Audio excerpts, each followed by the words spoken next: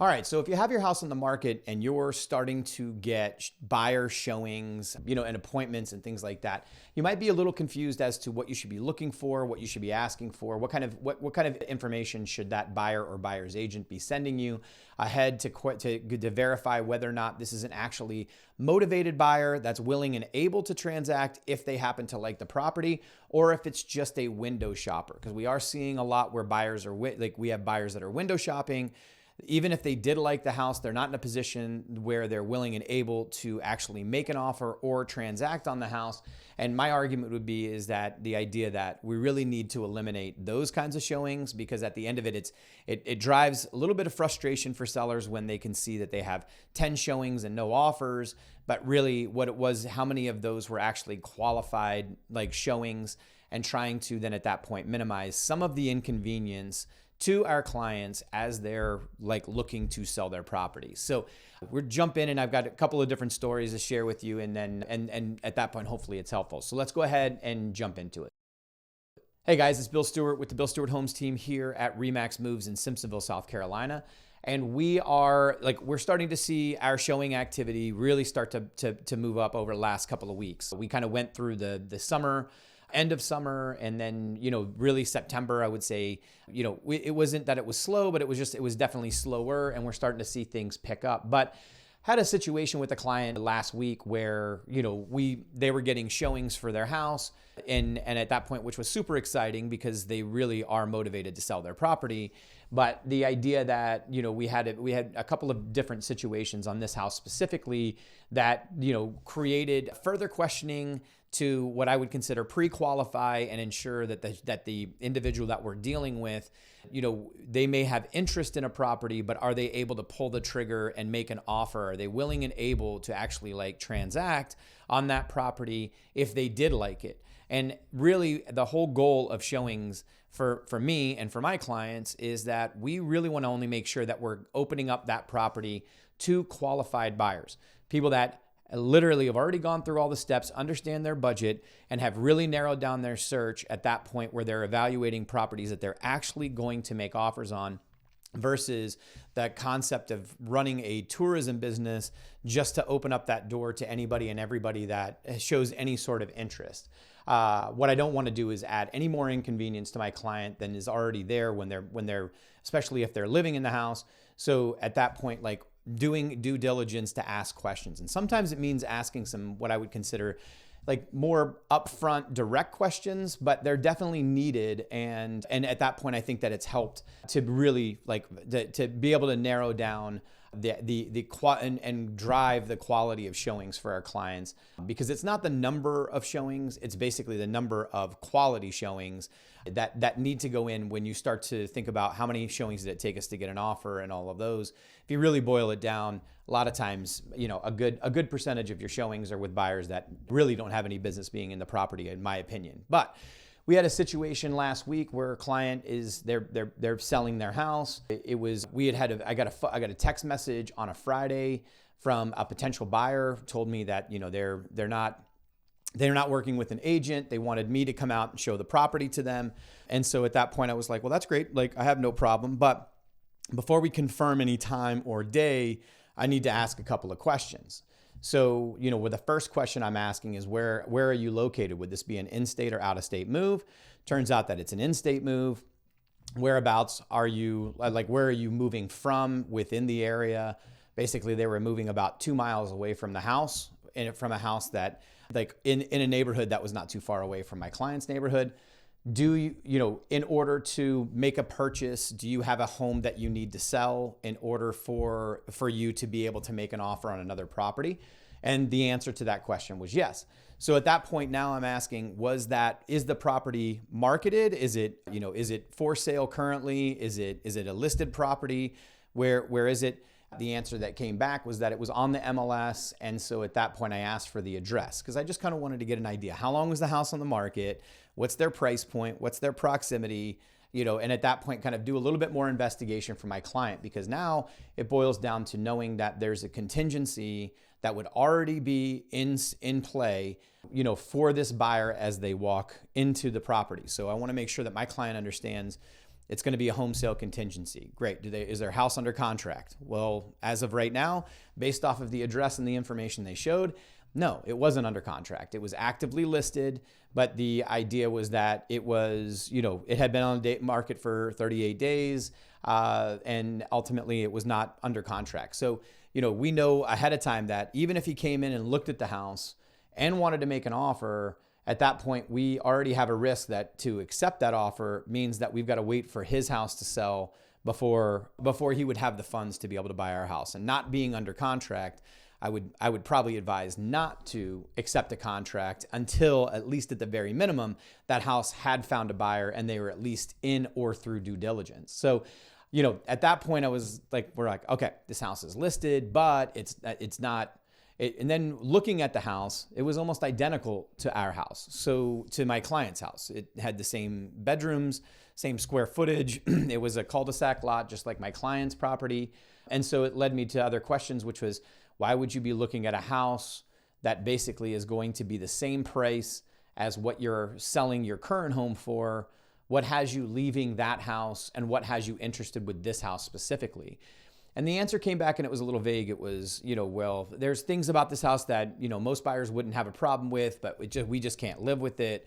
We're really looking at these things back and forth. And then, so I looked back at the property again and realized that the company that the property was listed through was a flat fee MLS service. So now I'm really not dealing with the listed property. I'm dealing with the for sale by owner, which then led me to a couple more questions and a little concern in regards to, are you really shopping the property in terms of because of you're interested in making an offer, or are you more interested to evaluate the property to see whether or not your property specifically was like priced well, and how are you evaluating your competition? Which at that point, that's not what I'm not going to ask my clients to leave their house for somebody who's just coming in on a fact-finding mission. That is ultimately, that's something that they are going to need to do on their own, or at that point, like work with somebody who understands the market specifically to then at that point, like advise them. But it's not going to be on my client's time. It's not going to be a wasted showing. And now not only are you inconveniencing my client, but you're asking me to also come personally to now open the door for you to show you a listing that at the end of it, reality is there's a possibility that you might make an offer, but the probability based off of the evidence that I'm gathering is ultimately leading me to say that this is probably going to be a waste of time for all of us.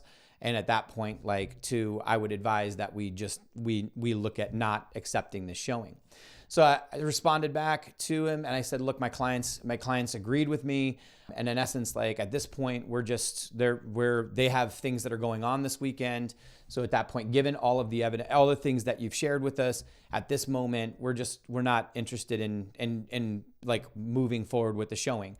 The idea is that once the house is under contract, if you're still interested in coming out and take a look at the house, I'm more happy to put together a showing at that point. But the idea that it was, it was a big inconvenience for ultimately what would lead them to also ultimately say, would I be accepting an offer based on this and this evidence? And the answer was no. So, we turned around the showing. But the reality is the pushback came back. Well, I don't understand why they don't want to show it. It's really only about 20. It's only a 20-minute showing. Why is it such a big deal? Which then also said, obviously, we don't really understand how this works, which is, no, it's not just 20 minutes worth of time for you to come out and take a look at the property. It's also an hour worth of time that client spent basically getting the house ready, making sure that it's show ready, cleaning up, and then getting people organized to get out of the house. They're doing everything that they can to make that house look absolutely picture perfect for you as you come in for a showing. And so at that point, it's not just a 20-minute showing. It's an entire process. The other is that you're not just asking the seller to do all that work for you, but then at that point, you're also asking somebody else who has that, basically the representative of the property, to come out and at that point, now it's also mobilizing that person to be able to let you into the house to come in. So collectively, this is not an easy process. This could take, this could be a collective between my clients, myself, and is somewhere between 2.5 hours worth of time for ultimately a buyer who has no ability to make an offer on a property, and they're not in a position to to really move the needle for my client. So at that point, it was like I would hope that more agents would do things like this. If this has not been your experience, I'm sorry, but this is where we would kind of draw the line. So, it was definitely pushback, and it was definitely one of those things where I thought, am I doing the right thing? But in terms of like, I don't want to turn people away, and I also don't want to come across that at that point, like we're prejudging anybody. But the reality is, like, we are doing due diligence. We are in the business of selling homes. We're not running a petting zoo. This is not something where they're running through just to kind of get an idea of like what they like. Those are what open houses are for. And that is ultimately also what like showrooms or, builder model homes, those kinds of things. Those things are what those things are set up for somebody to be able to walk in and go. But you're actually walking into a private residence. It's somebody's home. You're asking for access on that property in order on a property that they are actively looking to sell, but also they're not looking to waste their time with unprepared or unable buyers. So, when you're looking at showings, that's really, I think would say that's the biggest thing. And I would, depending on who you're working with, if you're active, I would double check with your listing agent and just make sure that this kind of information is being pushed, because I do see a lot more of this happening recently where, they don't have the buyers don't have their pre-approval. Well, that's a big warning sign to me if at the end of it we're showing homes with no pre-approval, because at the end of it, we don't really understand what their budget is. We're showing homes that they may not at all qualify for.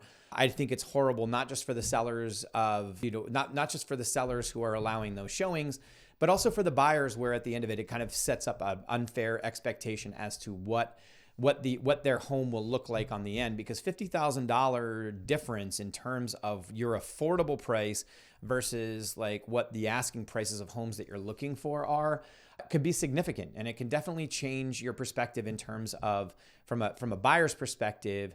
You can set an unrealistic expectation, and then at that point, like when they find out that their affordability may be less than what they're looking at, they can get discouraged and at that point potentially give up. So for me, it's really important that they have this, and then at that point, understand the price points of where they are, or the idea that you're shopping homes with the anticipation that, in essence, like, because you're looking at homes at $375,000, yet at the end of it, you're only pre-qualified for $325,000. We already know that it's going to be outside of the budget. The only way that a deal would work through is if at the end of it, my clients are willing to come down by $50,000 in order to meet you or somewhere around there. It's not really the showing that we want. That's not to say that we're not listening to market and understanding or anticipating or analyzing, but the reality is, like, we already know off the front that it's probably not going to be a full cash. It's not going to be a full list offer, and it probably isn't going to be even in the ballpark where we're comfortable going in. So at that point, like, I'd rather just, deny and move forward than I would waste time and at that point, like, create more headache or heartache for my clients. So asking for pre-qualification, really getting an understanding of like, what would it be? What does it entail? I see many times where even when I put showings in, it's almost immediately confirmed with no phone call from the agent, no phone call before the showing, no phone call after the showing. We're just relying on automated feedback tools to be able to give back to clients. But I don't have conversations with listing agents. And I'll say, I'm personally picking up the phones ahead of showings to basically figure out whether or not, like, are they going to show up? Are things going to happen? What are they looking for? What are the things that are important to them? And at that point, also, like, making sure that I understand what is it they're looking for. If they're looking for a home with a primary on Main, and my client's property doesn't have that, then at that point, I just want to make sure that the agent or the buyer is fully aware ahead of it, because I don't want that to be the feedback that my seller gets, which is, we were looking for a primary on Main and it wasn't in that house, didn't have it. Well, I could have saved you all the preparation, all the time, and the inconvenience by just pre-qualifying that ahead. And then on top of it, after showings, where it's like, how did they like it? What went on? What was the feedback that they had? In general, like, would it work for them? Would it be an option? I want to take this information back to my seller to then at that point say they might offer a counter offer to them ahead of, which is, if you really like the house, we'd love to negotiate with you, or something along those lines.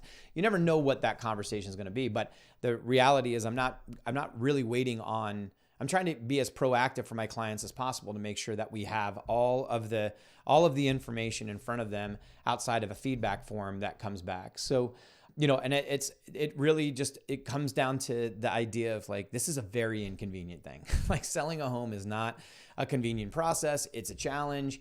A lot of people, they dread they want to sell the house, but they dread the process. So I think this is a really smart way to, at that point, make sure that if you're going to inconvenience your client, that you're inconvenience your client for only those that are actually like willing, able, and qualified to be able to make an offer if they find that this house works. So, we'll continue to talk about this. There's a bunch of different other stories that I could share, but this is one that I thought that was like, was great, because at the end of it, I don't ever like to turn people away if at the end of it they have interest for a property. I don't want my sellers to feel like we're rejecting showings, but I do want to make sure that we're not accepting everything and anything just because of the fact that somebody asks for something. At the end of it, no matter what, if you walk into a theme park or anything else like that, you have to present a ticket that shows that you actually paid the admission to get in. They're not just letting everybody in. And so in essence, your pre-approval and some of the steps, and understanding what the contingency would be right up the front is in essence like the admission ticket in order to be able to get into properties that we represent.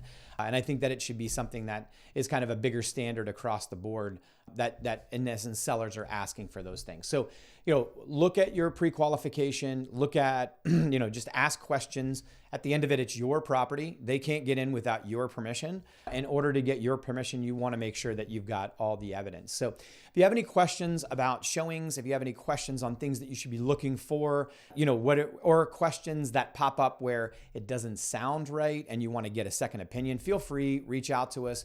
My contact information is below, and I'd be more than happy to help in any way, just to kind of help, and if it helps to pre-screen and move forward, I'd be more than happy to help. So anyway, we've been gone for a couple weeks. It's been just kind of a busy time of year, and so we're going to get back into rhythm here, but I hope this was helpful and look forward to talking to you guys soon.